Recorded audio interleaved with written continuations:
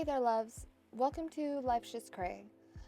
I'm Kate, and this is where we talk through real life situations that have you up until 2 a.m. talking with your bestie. Like, okay, but what would you do though? Real situations, real talk, no fluff.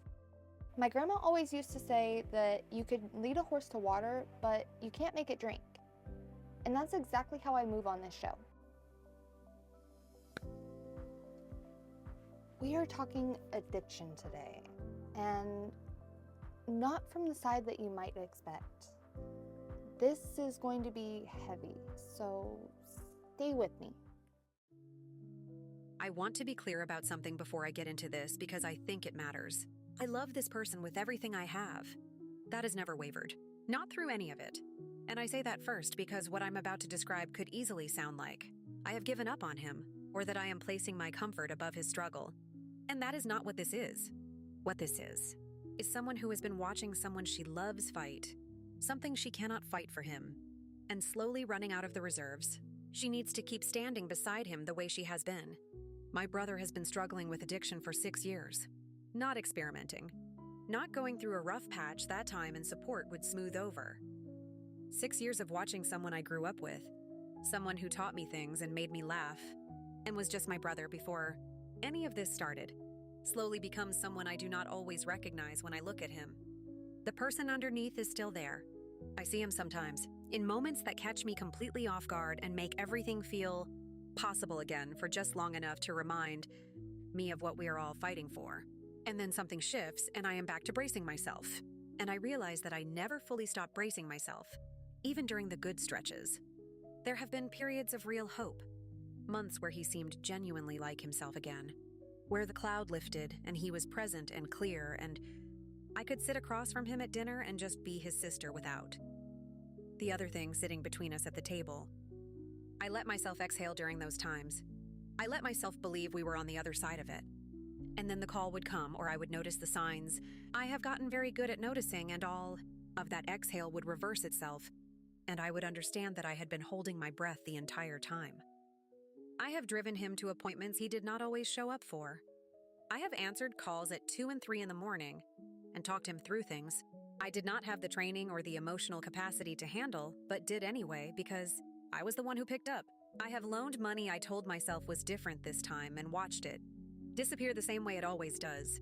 I have had the same conversations so many times I could recite them in my sleep. I have watched my parents age visibly from the weight of carrying this as a family. I have canceled plans without explanation. I have kept things from people I am close to because I did not know how to explain what our family is living through without it becoming the first and only thing anyone saw when they looked at us. And I am tired. I am tired in a way that is different from anything I have felt before.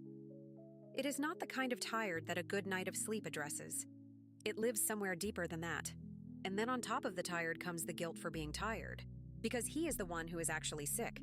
He is the one fighting something from the inside that I cannot fully understand from where I am standing. And who am I to be exhausted when he is the one living inside it every single day? How do you keep loving someone through something like this without losing yourself completely in the process? There is no easy way to say what I'm about to say. And I want you to know that I mean every word of this with love. You're the only person who can stop yourself from enabling your brother. That's not a judgment.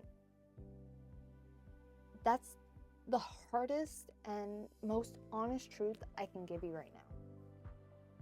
Because everything you've described, the money, the 2 in the morning phone calls, the appointments, the covering, the carrying, all of it comes from a place of real love.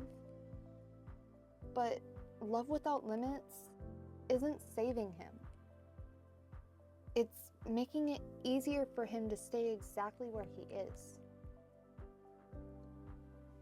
I grew up in LA County, and not saying that everywhere in LA County is like this, but I've seen this up close in ways that I can never have leave me. And I want to say something that I think gets lost in these conversations. I'm not here to tell you that what your brother is going through is good or bad, or a moral failing, or even a choice in the simple sense of that word.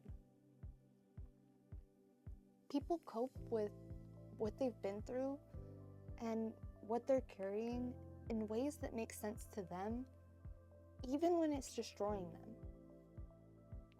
That is real, and it deserves compassion. But here's what is also real.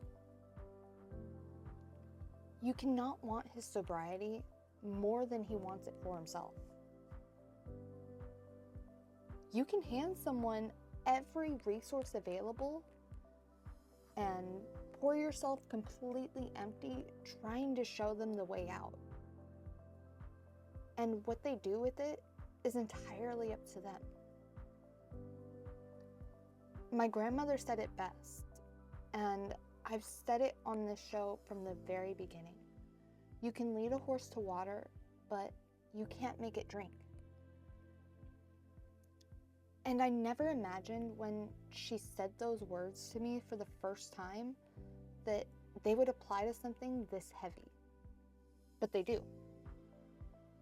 They apply here more than almost anywhere else.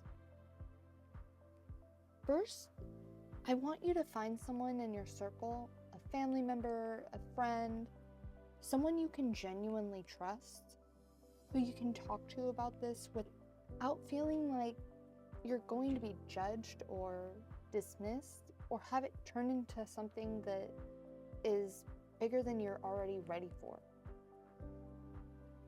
But someone who will just listen and maybe offer a perspective that you haven't considered yet. You've been carrying this largely alone, and that isolation is part of what's wearing you down. You don't have to carry it alone, though. Find your one safe person and let them in. And then I want you to have a different kind of conversation with your brother. Because I think you've been giving him kind-hearted love for a long time. And I think he knows it. And I think on some level that it's made it easier for him not to change. And I know this is the hardest thing I'm going to say today. I think your brother needs tough love right now. Not cruel, not cold, but clear. He needs to hear from you exactly where you are with your boundaries. What you will and will not Alrighty, do loves. going forward. That's all I've But got not for as you a today, threat, and you as already a know where to truth. find me. Slide into the DMs with your Because situation, sometimes and you might just The hear it most on the next loving episode. thing you can do for And if this someone one hit home for you, is share it with someone let who them needs feel it, the full weight of their because choices that is what we do. without you there to And soften remember, just every because single I've said landing. this advice doesn't mean you have to You've take given it. so much of yourself. You're the maker of your own decisions. You're allowed to protect But what you you must have left. also be willing to deal with the consequences of your actions, if there are any. Until next time, take care of yourself.